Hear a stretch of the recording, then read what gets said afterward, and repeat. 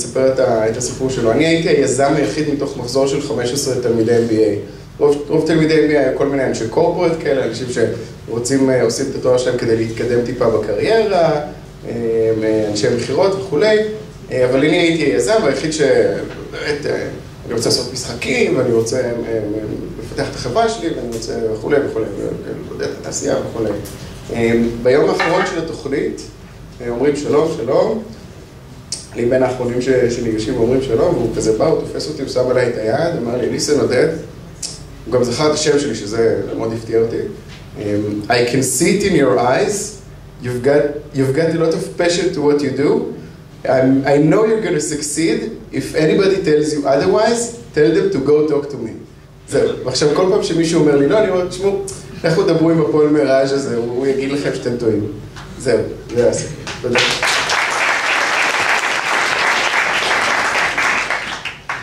היה שווה לחכות. רגע. כן, כן, מה? הוא איחר, הוא צריך לשיר. ספק אם זה יקרה. Give them a I doubt it, but I can bring my harmonica next time. Sing something. Do re mi. I know. Do re mi. אין שום סיכוי שלו. Will help. טוב, חיליק תמיר? יש לנו חיליק.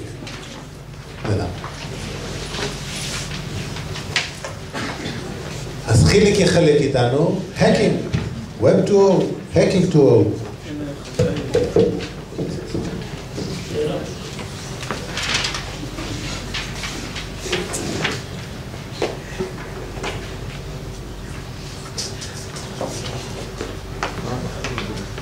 לא. אהלן לכולם. אני יכול להסתכל בינתיים השקופית. זאת אומרת שאני אציג את עצמי, אני חיליק תמיר, והשתתפתי בכמה אונקונפרנסים, ותמיד אומרים לי, תשמע, אתה לא צריך כל כך הרבה לעבוד קשה בשביל להגיע לאונקונפרנסים, פשוט תדבר על מה שאתה אוהב לעשות, ואני אוהב לפרוץ, ואני פורץ כבר הרבה זמן, מגיל צעיר, בצד הנכון של החוק, אל תדאגו. אזהרה, כל מי שיש לו וי פתוח, כדאי שיסגרו אותו עכשיו, לפני שנמשיך במצגת. כל לכם שנייה, תסגרו אותו, כי אני לא רוצה לעשות לכם נזקים. אנחנו נדבר היום על צעד שמדבר גם על המפתחים וגם על המשתמשים ברשתות חברתיות. מישהו פה פעם פרצו לו לחשבון בטעות, הוא ננעל, האקינג, פייסבוק, טוויטר, whatever. תרים יד? לא? מי משתמש בטוויטר? אחלה, פייסבוק? ככה חשבתי. מייל בכלל ברשת, אין מה לדבר. טוב, אנחנו הולכים לעבור הדגמה קצרה יותר מאוחר של איך אפשר לאבד פרטיות מאוד בקלות, ולמה אנחנו בתור מתכנתים, או בתור מתכננים, או בתור משקיעים או יזמים, צריכים לשים לב לפרט קטן שנקרא Security, פרט קטן שנקרא Privacy. טוב, מי אני? אנחנו כבר נשאר באזור של הנרקסיזם. ונדבר על איך לא להפוך לקורבן. טוב, מי שחושב שהאקרים יש רק באיראן או בטורקיה, וגולש בפייסבוק, פוסטקוויר, ומשתמש בוויירלס החופשי שיש בקופי שופ, צריך להיזהר. למה צריך להיזהר?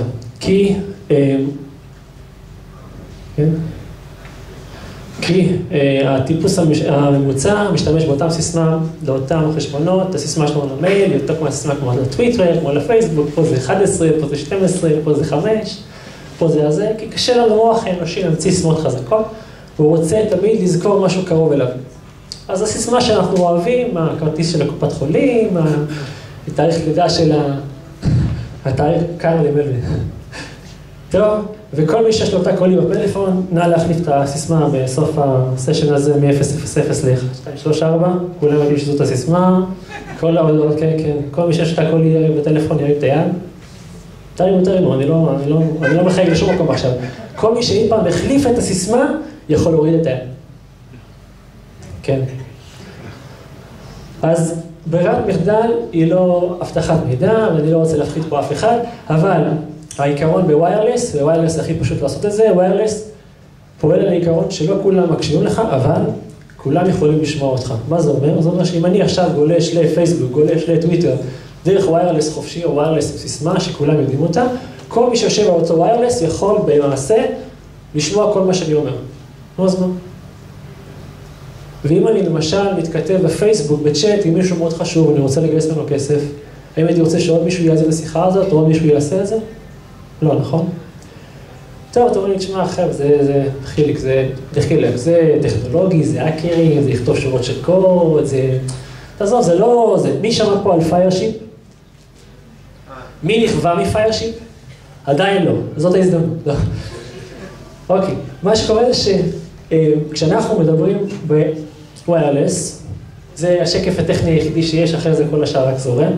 אנחנו נותנים שם סיסמה, ופייסבוק בצד השני יוצר מורגיע, שבמורגיעה הזאת הוא לא מבקש לנו יותר שם משתמש סיסמה, אנחנו ניכנס לאפליקציה, נשחק פוקר, מה שאנחנו רוצים. הזרנו פעם אחת שם משתמש סיסמה, במייל, בפייסבוק, בטוויטר, whatever, אנחנו מזדהים עם הקוקי הזה בעצם, אוקיי?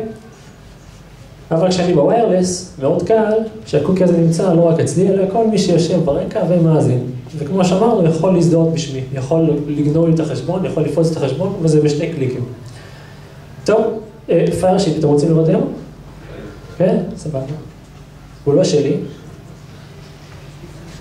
פה יש לי בצד שמאל, יש לי יוזר שנקרא e10 דמו, כפיים, עבדתי קשה לפתוח אותו, אוקיי. המשתמש התמיד, בצד שמאל פה נמצא פיירשיפ.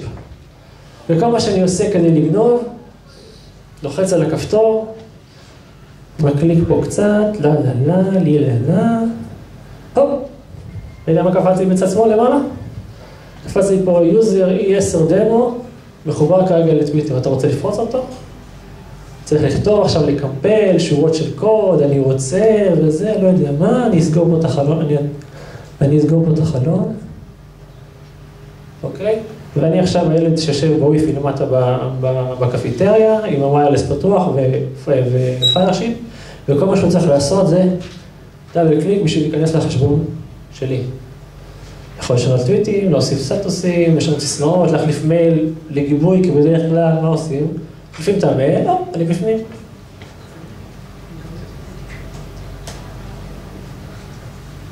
היה קשה? לא. היה מסובך? לא. אז מה אני אמור לעשות? איך אני פותר את זה? את זה, כל בעיה אחרת, בכל מוצר שמתבסס על פלטפורמה של טכנולוגיה, תגש לסקיוריטי. יש, מישהו מכיר את פאט, שירים יד? אחד? נרשמת? הבנת? פאט, מכירים? יפה, חדש, מצוין. אחד מהלקחים שהוא יישם, בשונה מפייסבוק וטוויטר, זה הבטחה מלאה לאורך כל הסשן. מה שקורה זה, אני חוזר למצגת. מה זה פאט? גוגל. גוגל is a friend. מה שקורה זה, כשאני רוצה לעבוד בצורה סקיור, אני יכול לבקש מהסרבר, תקשיב, אני רוצה שרק אני ואתה נדבר, אני לא רוצה שאף אחד אחר ברקע יאזין, גם אני בוויירלס, ואז כשאני מסתכל למעלה באדרס בר, מה אני רואה? לא כתוב לי HTTP, כתוב לי HTTP. המתכנתים לא אוהבים את זה, אנשי אימפלמנטציה לא אוהבים את זה, זה סקיור, זה SSL, זה המון מילים שעושים הרבה בלגן, לא הרבה זה, אבל בסופו של יום, החשבון הוא לא פריץ. אי אפשר לבוא ולקליק שתי קליקים ולקחת לך את החשבון עם המיילים, אם זה מייל. טוב, אז מה אנחנו נעשה? איך אני יכול להשתמש בוויירלס בלי לחטוף בראש? בנק הפועלים מכירים, שמעתם? ישן.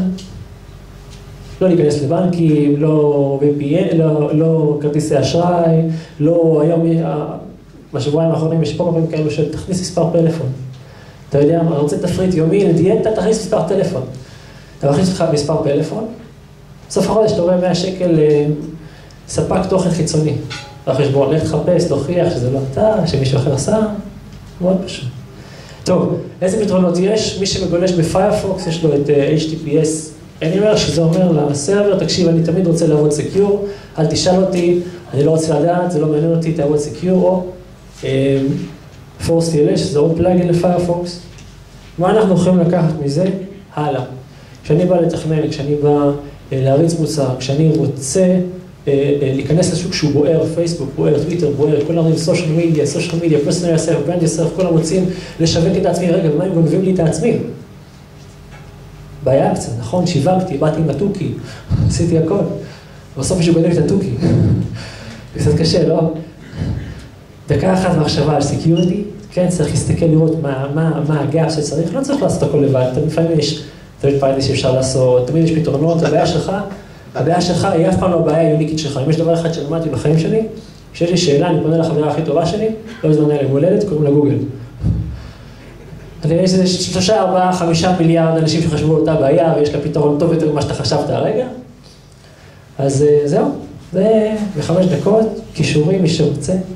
הפיירשיפ לשתי אפיקסים קצת לא רואים, אבל זה ביטלי, e10, אנדרסקור fix1, אנדרסקור fix2. זהו, שאלות, טענות, מענות. מה זה HTTPS? זה פלאגין. לחזור, כן, רגע שנייה, נחזור אחורה. HTTPS, anywhere זה פלאגין לפיירפוקס, שמאלץ את האתר לעבוד בסקיור. ג'ימייל, פייסבוק, טוויטר, מי שעובד עם אקופון, אקופון זה גם פתרון טוב, עובד TLS. זהו, עוד שאלות? כן. הסיסמה שלך היא מ-1, 2, 3, 4, 5, כמו שעובד ומסובך. כן. עם מחוזים או משהו כזה, הרי זה עדיין לא מסובך. עדיין אפשר לפרוץ את זה ברגע, אז מה... תלוי כמה זה קל. פלאגין כזה. Hacking 101. סבבה, תודה רבה לכם.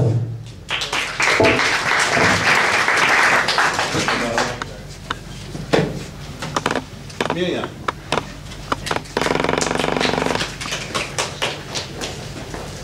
Miriam Schwab, the joys and pains of bootstrapping your business.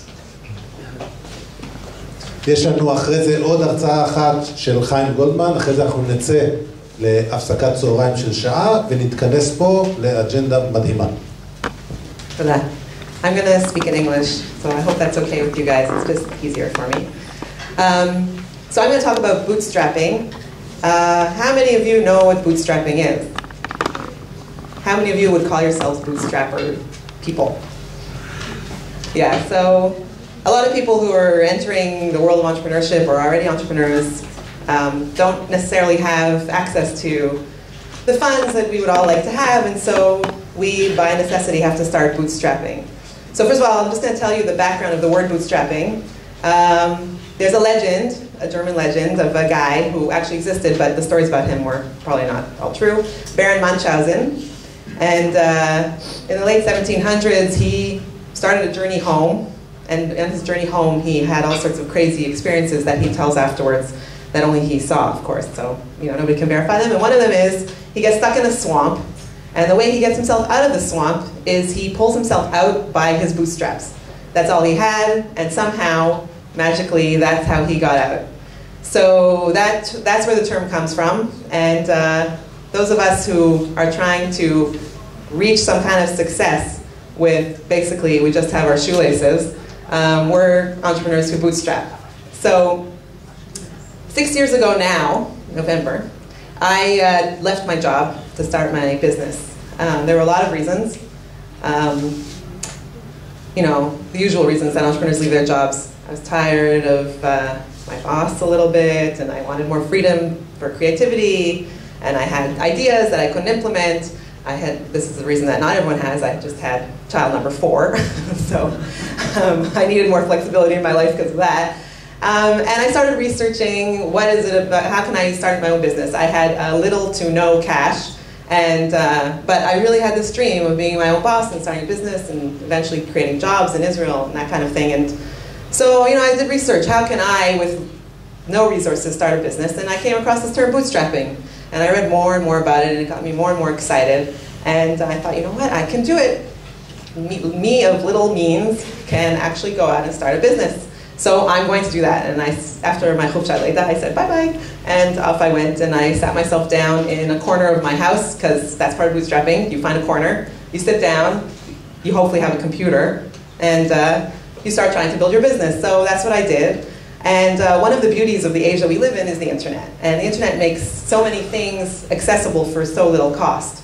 Prices are starting to go up for things, but 6 years ago, And today, there are certain tools that are amazing that used to cost thousands. For example, I started using Google Apps, which is Google's Gmail service that allows you to use your own domain name. And they're always adding onto it all sorts of new add-ons that are really cool and really great. And when you have more people working with you, it's a great way to collaborate. And you've got the Gmail interface, you've got email with you everywhere, and I can sync it with my mobile phone, and my calendar syncs, and our documents and all that. And you used to need Microsoft Exchange Server, which cost a fortune to implement and to maintain. Another tool that I started using right off pretty much is called Zoho CRM. Many of you have probably heard of Salesforce, but Salesforce costs something like $50 or $60 a person, and when you're starting out, and that's what, 200 shekels a person, it's like, that's a lot. So Zoho CRM is a great option. It's free for up to 3 users. The functionality is pretty much the same. And I mean, my approach to business is the people I know and meet and have dealt with are gold. That's the gold of my business. I need to keep track of them. And we manage everything through there, from the leads up to the invoicing stage, and it's a very, very good tool. We use project management tools. Well, when I say we, in the beginning it was just me. But I've gone through a few. The one that we're using now is called Paymo. It's very good for if you're a service-based business and you have to time what you're doing. And email marketing, of course, the email services. You can pay as you go with cents per email, and you send useful emails. And one of the great things about social media when you're starting out is social media demands a ton of time, but at the beginning, it's just you and your desk in the corner and lots of time. So you blog, and I started tweeting. I just looked at my Twitter profile. I think I've been there since like 2007 or even earlier. So I've been there a long time, and I had lots of time then. So I was there, and more clients and more clients. And that was all good. But what you also find yourself doing as an entrepreneur is wearing many, many hats. So I was doing everything: the bookkeeping, the admin, business development, marketing, and all that kind of stuff. And